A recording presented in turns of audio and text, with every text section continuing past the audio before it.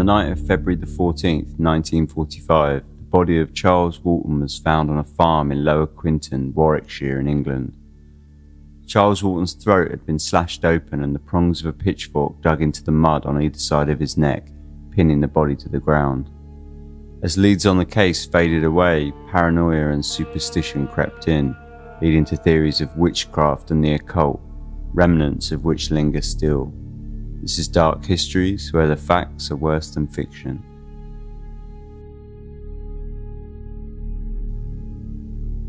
Charles Walton was born on the 12th of May 1870. In 1945 he was 74 years old, suffered from rheumatism and walked with the aid of 2 sticks. Despite this, however, he was still undertaking light work on the local farms of Lower Quinton. His life had been centred around the land. He had worked since a young man as a farm labourer and had earned the reputation of being a skilled horse trainer. His wife had died in 1927 and now, as a widower, he shared a rented cottage in the heart of Lower Quinton with his 33-year-old niece, Edith Walton, who he had adopted with his wife after his sister had died in 1915. Lower Quinton was a small rural community with a population of just 493, and Charles was well known in the village. Though he was thought of as something of a loner, and there were those that regarded him as an eccentric, whilst others viewed him with a mixture of suspicion and respect, he was generally popular amongst the locals. For the previous 9 months he had been working on a local farm known as the Firs, owned by Alfred Potter. Around 9 AM on the morning of February the 14th, Charles left his house to walk up to a field known as Hillground, part of the Firs which rested on the slopes of an area locally known as Meon Hill. With a mind to trim the hedgerows, he left home with a pitchfork and slash hook, a long-handled sickle-like instrument used for cutting and trimming foliage. As he passed through the churchyard, he was seen by 2 witnesses who were to be amongst the last people that would confidently record seeing him alive.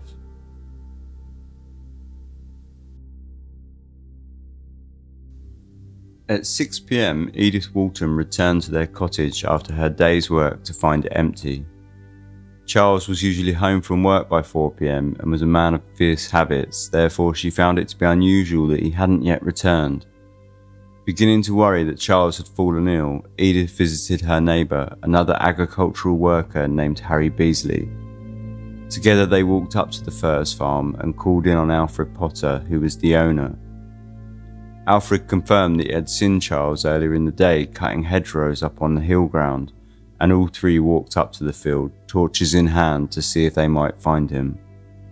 Alfred took them to the spot he had seen Charles working earlier in the day, and after a short search the party came across the body of Charles Walton lying on the ground near the hedgerows. The scene was a grisly one, and it proved too much for Edith to bear. She began screaming loudly at the sight of Charles's body, and Harry Beasley attempted to pacify her and pulled her away from the scene. Charles's body lay sprawled on the ground with his shirt unbuttoned. The prongs of his pitchfork were buried into the mud on either side of his neck and the handle wedged into the hedgerows, effectively pinning the body to the ground. The slash hook was buried in his throat, leaving a wide gash across his neck that almost severed his head from his body. Searching nearby, the men found Charles's walking stick spattered with blood and matted hair. Whoever the killer was, he had used Charles's own stick to beat him severely before cutting his throat with the slash hook, killing him outright. As they were coming to terms with the horrific scene before them, a man named Harry Peachy passed by, and after calling him over, the group enlisted his help in alerting the police back in the village. Harry Beasley accompanied Edith home, who was clearly struggling to deal with the events, and Alfred Potter agreed to stand guard over the scene until the police arrived. The first policeman on the scene was PC Michael James Lemasney, who arrived at 7:05 PM after responding to Harry Peachy's news reaching the village station.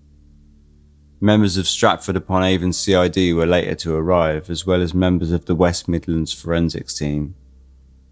At 11 PM, Alfred Potter gave his first statement to the police, claiming that he had owned the farm for 5 years and had known Charles for the entire time that he had been there, employing him on a casual basis for the previous 9 months to trim the hedgerows around the various fields.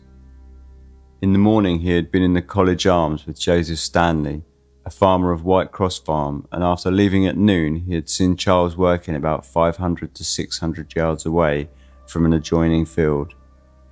He noted that there was around 6 to 10 yards of hedgerow left to cut and that the body had moved about 4 yards further on from the spot he had seen him previously, which would be about half an hour's work.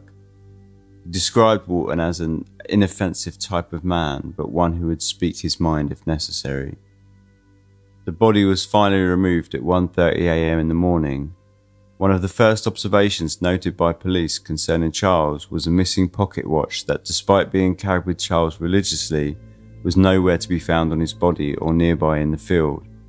Whilst not expected to be worth very much, it was at the time the only tentative lead for a motive that the police had.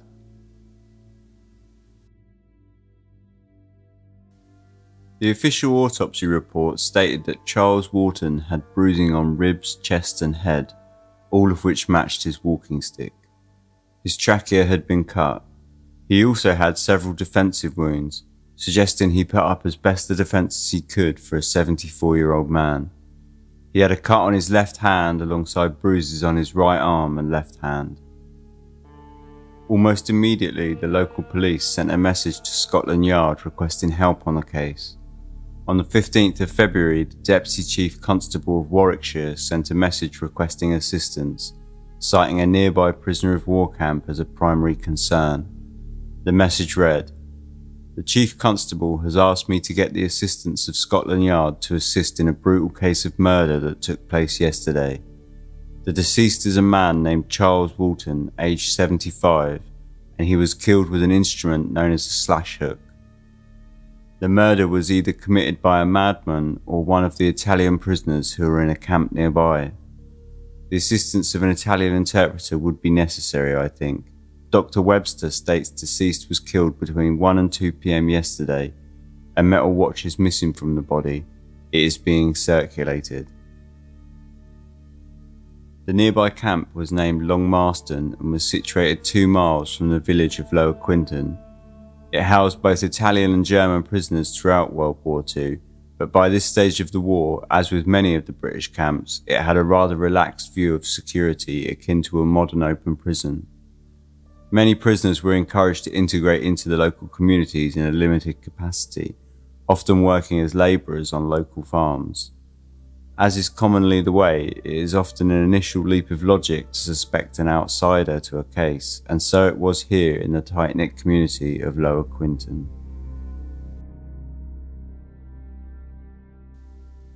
On the 16th of February, assistance from Scotland Yard arrived in the form of Chief Inspector Robert Fabian and his partner, Detective Sergeant Albert Webb.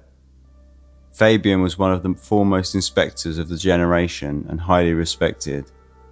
The pair were also joined by Detective Sergeant Saunders from Special Branch, a fluent Italian speaker who would act as an interpreter when questioning the Italian POWs. With the arrival of Fabian, the investigation began in earnest, and despite Fabian writing in his later published biography that the people of Lower Quinton were cold and in some cases threatening towards the inspectors, even citing anonymous letters threatening Fabian directly along with his family, they managed to collect over 500 statements from residents of the village and surrounding areas. Edith Walton was interviewed by the police, and she told them that she had lived with Charles since she was 3 years old after the death of her mother. Charles paid all the rent on the cottage, as well as giving her a weekly allowance and supplying the household's coal and meat. Along with his pension of 10 shillings a week and casual earnings from farm work, he had savings of £11, 11 shillings and 9pence, money of which had been left to him after the death of his wife. She also stated that Charles had left his purse at home on the day of the murder. Harry Beasley was also interviewed, and he stated that Potter had a reputation as a decent man to work for. Concerning the night of the murder, when the three walked up to the hill ground and discovered the body, he stated that Alfred Potter had told him that he had seen Charles at work at 12:15 that day, and that upon discovering the body he was certain that Potter realised he was dead immediately. The police took a second statement from Alfred Potter. He told the police that Charles Walton had usually worked on about 4 days each week, when weather permitted. He said that he had left it to Walton to say how many hours he had completed, and implied that Walton was sometimes paid for hours he had not actually worked. When the police mentioned that they were hoping to take fingerprints from the murder weapons, he became angry, stating that he had in fact touched both of the slash hook and the pitchfork whilst discovering the body, and that he had mentioned this to police previously.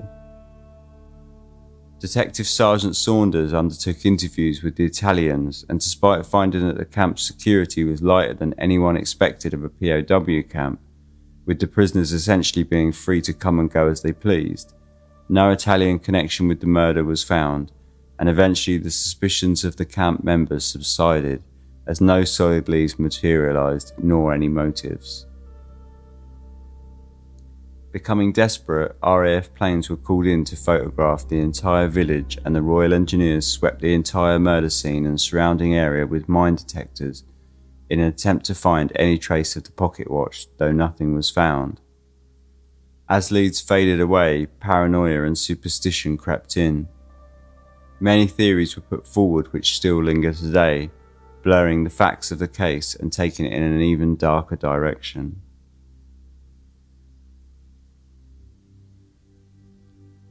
Folklore on the pagan roots of the country are often heavily referenced in rural English communities, and Lower Quinton was no exception. It was said that the devil attempted to throw a large clod of earth to smother a recently built abbey. The Bishop of Worcester noticed the devil, and with the power of prayer altered the devil's aim, causing the earth to fall short of the abbey, which led to the formation of Meon Hill, the site of the Firs. 1 year prior to Charles Walton's murder, there was a high-profile trial of a woman named Helen Duncan that invoked the Witchcraft Act of 1735. We can assume then that whilst uncommon, there was still some legitimate concern around pagan and folkloric beliefs at the time of the murder. Rumours began to circulate amongst the village, and there were a minority that held Charles Walton with some suspicion. The fact that he had kept toads led some to pass rumours that he had used them to sabotage the previous year's harvest. Others noted that he had an unnatural affinity with animals. It was well known that he had trained horses, but it was claimed by some that he could also tame wild dogs, and that birds would often flock around him and feed from his hands, and would even obey his requests to not eat the seeds from his plot of land. Despite no mention in the official autopsy and police reports, there are also rumours that a cross had been carved into his chest at the time of his murder. Upon his arrival, Fabian himself was presented with two strange tales of local history.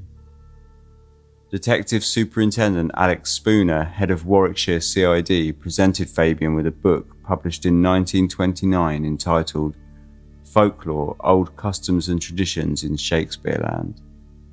The book contained a story of one Charles Walton, who in 1885 had seen a phantom black dog on the road whilst walking home from work for several consecutive nights. On the final night, he had seen the dog accompanied by a headless woman. Upon returning home, he had found that his sister had passed away. Black dogs had long been a staple of British folklore, often signifying death and generally viewed as a dark omen, often with satanic association. The second piece of local history presented to Fabian was the murder case of 80-year-old Anne Tennant in Long Compton, just 15 miles from Lower Quinton. In 1875, she had been brutally murdered by a man named James Hayward with a pitchfork and slash hook, then pinned to the ground in a way resembling Charles's murder.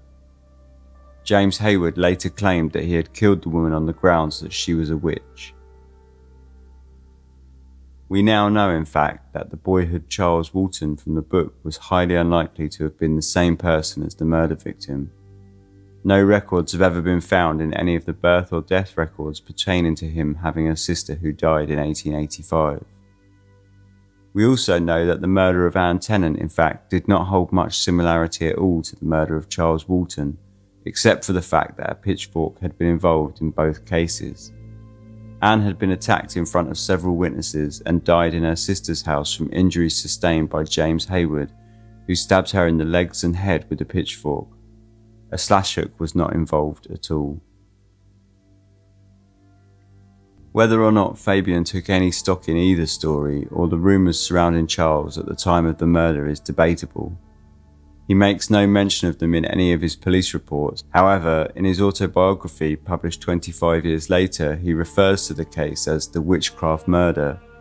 He also wrote of an encounter with the black dog whilst walking on Meon Hill one evening, and makes several references to pagan lore and witchcraft concerning Charles Walton, going as far as to write, "I advise anybody who is tempted at any time to venture into black magic, witchcraft, shamanism, call it what you will, to remember Charles Walton and to think of his death, which was clearly the ghastly climax of a pagan rite." Regardless of the veracity of any of the claims pertaining to witchcraft and folklore that surrounded the case, or the conviction of Fabian's belief in them, indeed he was a renowned self-publicist by the time that he released his biography, they have persisted throughout the years, leaving a curious stain on the case which remains unsolved until this day. One final twist to the case came in 1960. Whilst clearing the outhouses of Charles Walton's cottage, his pocket watch was finally uncovered. Whilst the obvious thought would be that he simply left it at home on the day of his murder, some have argued that being a man of such renowned habit, this is highly unlikely. It's also known that the police undertook an extensive search of his house and grounds which turned up nothing. This has led people to theorise that his murderer had in fact returned at a later time to place the watch there before slinking back into the shadows of anonymity.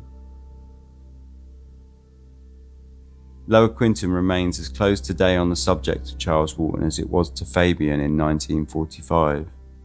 When talking with the BBC, the landlord of the College Arms, Tony Smith, said, "I can't talk to you about that. After 17 years of running this place, I know there are some things we don't talk about. Talking about it would upset people, and there's no sense in alienating people in a small village like this." He added, "In cases like this, there's always someone that knows something. Someone knows what happened, but for the sake of relatives and for not upsetting people, no one will say." And thus the murder of Charles Walton stays unsolved. A curious case which is deeply tangled in the local folklore of which it has itself become a part of. Thanks for listening. Please like, subscribe, and sleep tight.